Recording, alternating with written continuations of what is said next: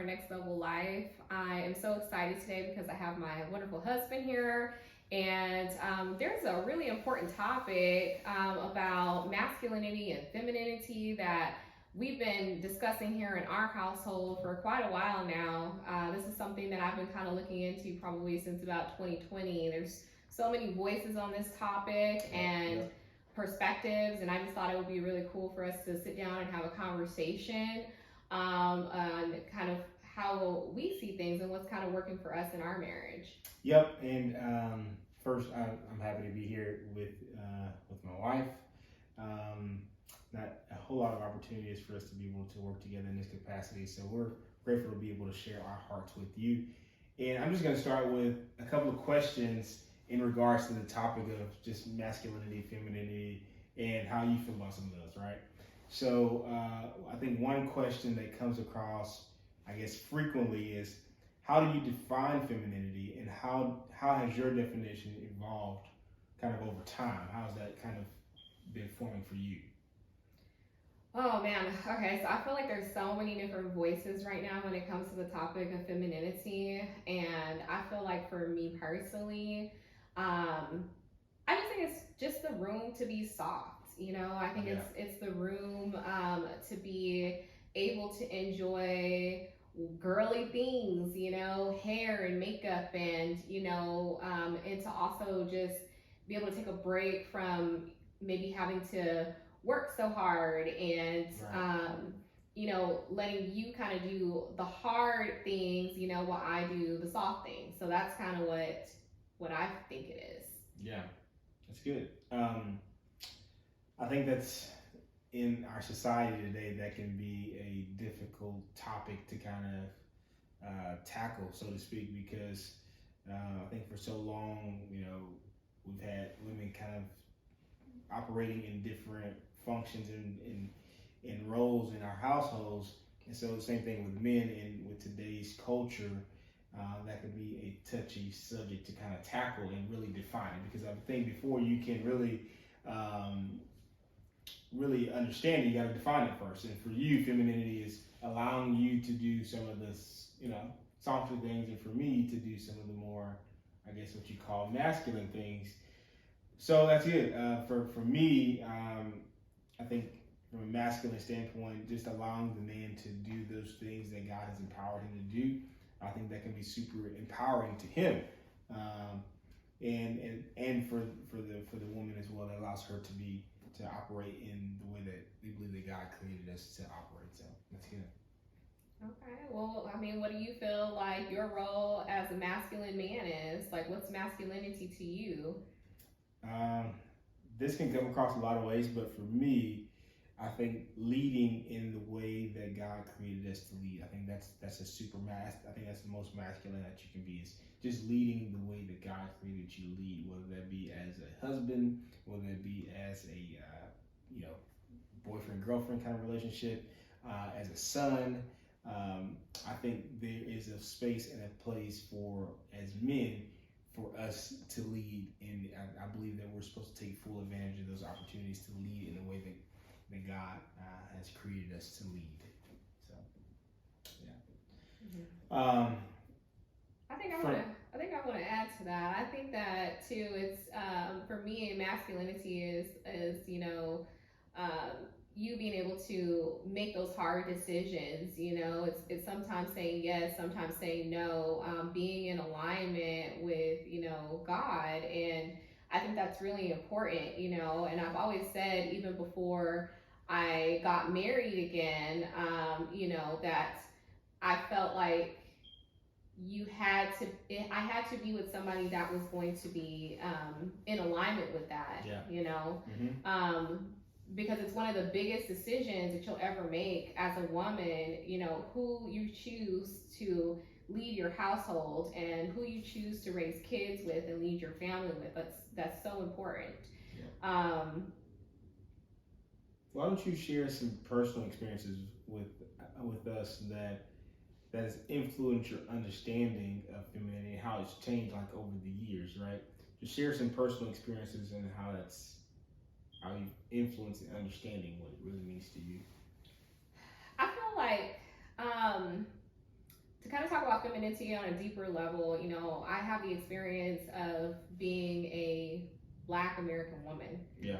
And I think as a Black American woman, I think that the experience of femininity is a little bit different because I don't think that Black women really had the luxury of being able to operate completely in their feminine spaces in the past. We throughout history had to work side by side, with our men. Even the way we had to dress, at a certain point, maybe we didn't have, access to some of the things that we have now to always be able to look our most feminine the way that we do now.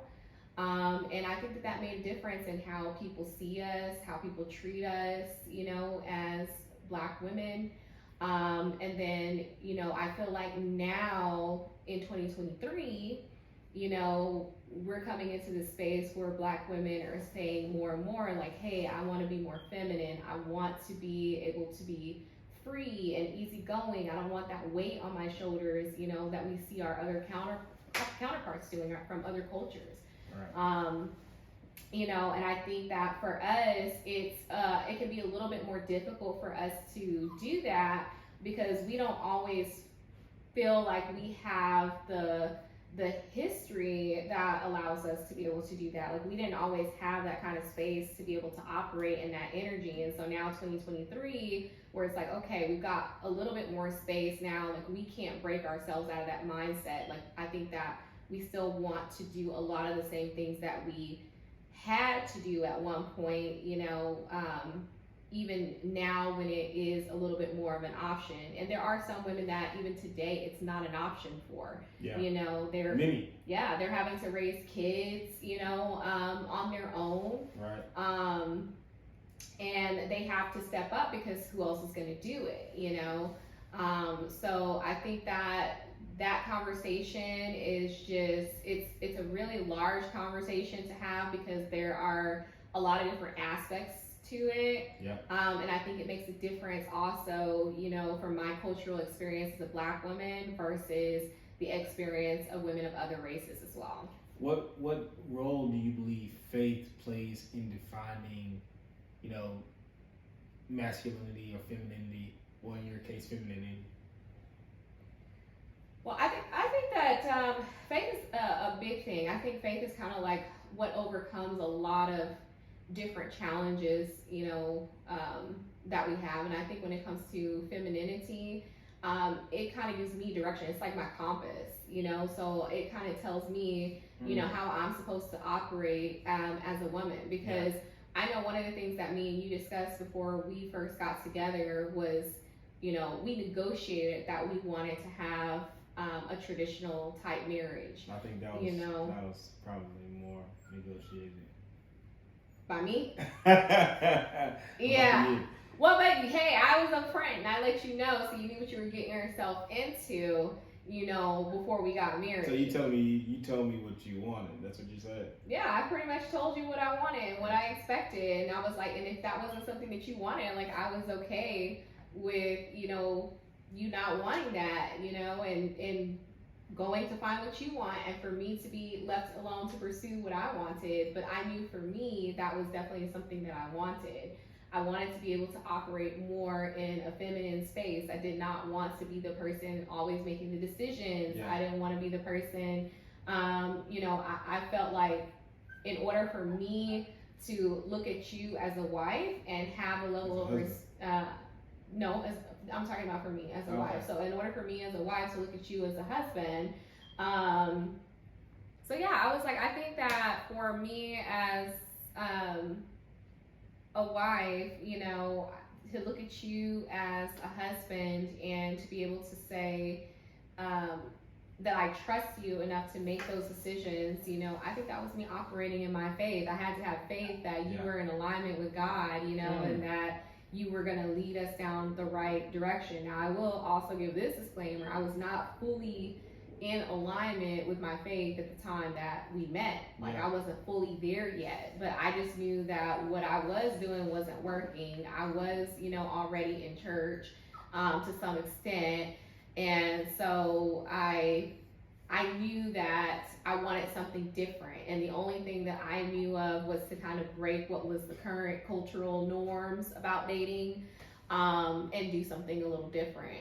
Yeah, it kind of sounds like as you're describing your journey, your faith journey, it also kind of helped evolve to some degree your definition of what femininity meant to you, and how you view femininity. That's kind of what it sounds like. I mean, am I incorrect by saying that, or?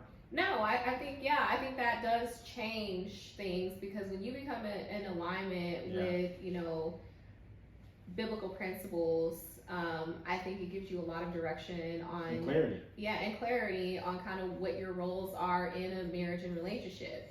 And you have to go back to the creator, the person that created us, as husband and wife, Yeah. Man and woman, the institution of marriage, and figure out how that works. I think he'll tell you everything that you need to know.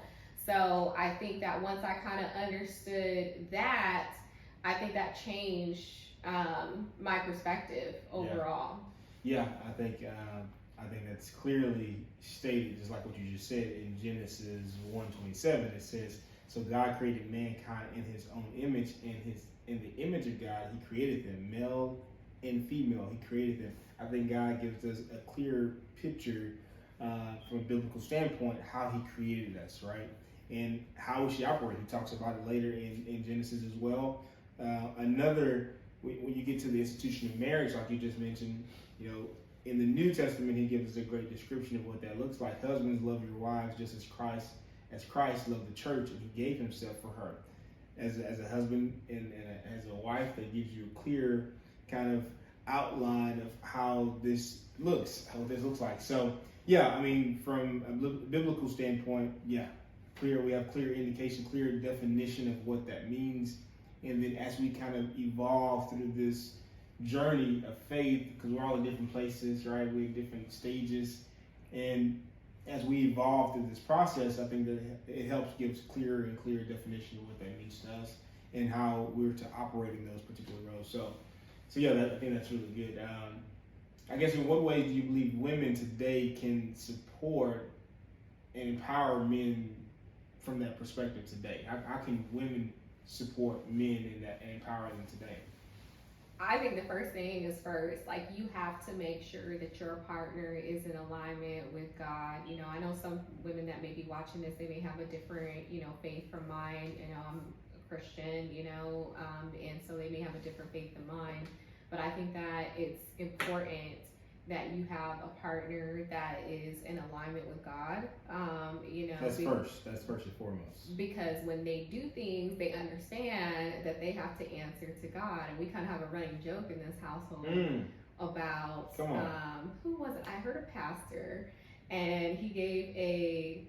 that was Pastor Jonathan. No, it wasn't Pastor Jonathan. It was another pastor that I was watching his sermon, and he mentioned about how when Eve ate the apple, when Eve ate the apple, God asked Adam. He held him accountable. Yeah, asked Adam. He held Adam accountable. Even though Eve was the one who gave Adam the apple. So a lot of times around here, the fruit, we don't know if it was apple or not, but the fruits, we'll say that. So it's kind of been a running joke in our household every time. Every time, there's a big decision in the house, I'm like, well, remember, God asked Adam, so I kind of throw it back on you, so I mean, it's a joke, I know that we have responsibilities as women as well, but, I think that there is a bigger calling, for men to be in alignment with God, and I think that's very important. I feel like when a woman is single, she has a lot of power in being able to choose who she's going to partner with, and that is going to be one of the biggest decisions that she will ever make, in her life. And I think that I think yes, the men hold a great responsibility, from a leadership standpoint, men hold a great, the brunt of that.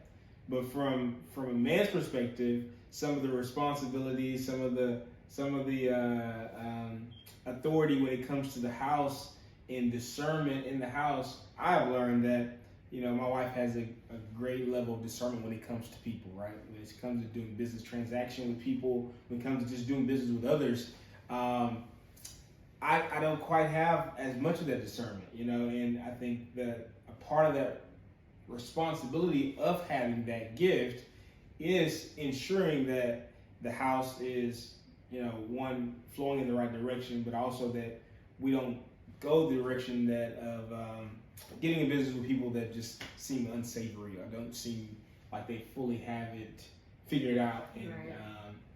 Part of that responsibility as a woman of having that great discernment is helping lead and guide as well, helping support in that way. It is on the man to make the final decision, so to speak, to some degree or another, but it also is the man's responsibility to come back to the woman and the woman to give her feedback as to what she sees, what she notices, and then together, collectively, they make a decision, and the man just gets the liberty to give the answer. You know what I mean? So it's really both you guys making the decision, but the man just has the ability just to give the answer.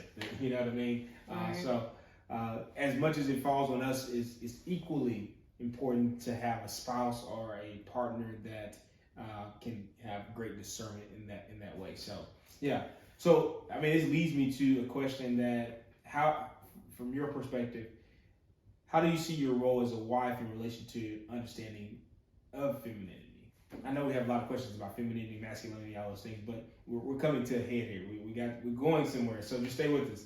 So how do you see your role as a wife in relation to understanding your femininity?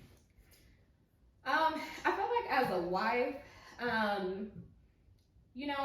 I've kind of told you, I really like the idea of being able to have a choice to work. I want to get to a place where I have the option to stay home and take care of my family when I need to, which means doing the cooking and the cleaning and the housework, so if I was here full time, in order to make sure that you're successful out there in the world, I do feel like that would be my role, to make sure that you have what you need, so that way you can go out there and be your best self, and bring that energy into our home, and I know for us personally, we switch off. I think that you're the better cook. I'm not the best cook in the world. Okay. Don't get me wrong, my cooking skills have improved over the years, but you are definitely the better cook. You got that Creole blood, and when you and your dad and brother get together, y'all throw down, okay? And I did not quite get those cooking skills like that, but I was like, I know Pinterest, I got Google, I was like, I will throw some things together and make it work, and I've done that many times. You ain't missed no meals. Let's just be clear around here. You have not missed any meals. Chick-fil-A, I love y'all. My wife loves y'all. No, I'm just kidding. But in all fairness, though, I am still going to school right now, and so my schedule's pretty busy because of me going to school. And, I'm also still commuting back and forth to Austin to attend my college classes. And I'm working, quite a bit. And so because of that, I don't always get to deal what I would feel would be all the feminine tasks, around the house. What advice would you give to other women striving to embrace that? I won't say balance, because balance is, in my opinion, not real, so to speak. There's an ebb and flow in life that you kind of get through, some seasons you kind of go through. It's not a true balance, because when you feel like you have it all figured out, that is the moment something kind of in your world just kind of crashes, kind of burns. Something you did not expect to happen, right? So we're coming to the end, right? We're coming to a head here. But what advice would you give to other women striving to embrace their view of femininity? I think that a lot of women, especially in 2023, we have this boss babe culture. It's all about being the boss. I'm her, I'm him kind of talk, right? You heard it, right? You hear it everywhere, right? They want to do it all, and I'm just like, girl, why would you why would you want to? Like, who wants to do it all? Like, just because you can do it all doesn't mean you want to do it all. Yep. You know, and I don't know, you mentioned something about balance. I would probably say I'm the most balanced person when I get focused on something. I'm hyper focused on it. And it's something that I've really had to work on, you know, and that could be something like, you know, I'll be super hyper focused on, you know, something I'm learning in school or something I have to get done at work, and I become hyper focused on that, you know. So I wouldn't say that I'm the most balanced person per se. It's actually something I'm working on. It's an awareness that I have, you know, and I think that I've suffered mostly in like developing relationships because of my hyper like fixation on whatever it is that, you know, I'm focused on at the moment. Yeah. But I think that more women could possibly you know, engage more with their femininity just by picking good partners, you know, and I think that is how you protect yourself, especially when you're dating. Like, that's the moment in time like where you really have to protect yourself. You got to really be in your Bible. You really need to be, you got to be very intentional. I was like, I wasn't fully in my Bible. I was like, you know, at the time that we met and got married, but I knew who God was. I was in church, you know, and I was kind of right at the precipice of coming to that realization that, you know, okay, like I need to be more in alignment. And I was like, I want a partner that fits more of a biblical description, you know, and I feel like, you know, that was divine timing, because that's kind of when God brought you into my life, when I started to kind of realize that, you know, and I started to kind of seek out qualities in men that I had learned biblically, you know, because I was like, I saw what was out there in the world, and I was like, this is not going to work for me.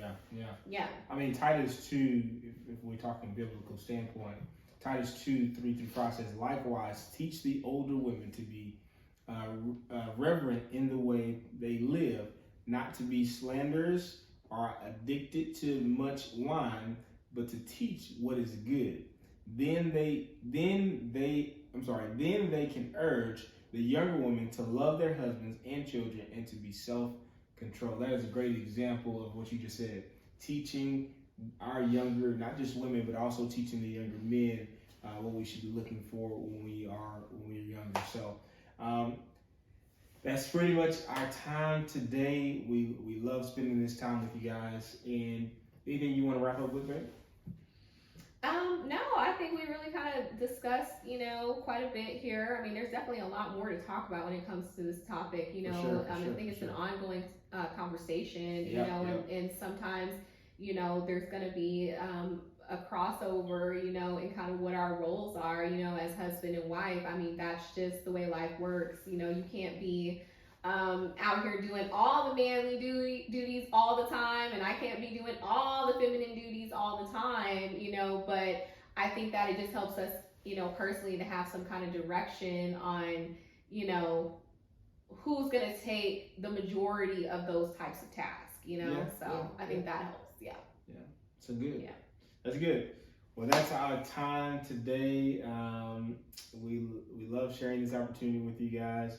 And we'll see you guys next time. Peace. God bless. You never look at the camera. I did look at the camera. Let's look. Oh, man. It didn't record. It did. It cut off. No.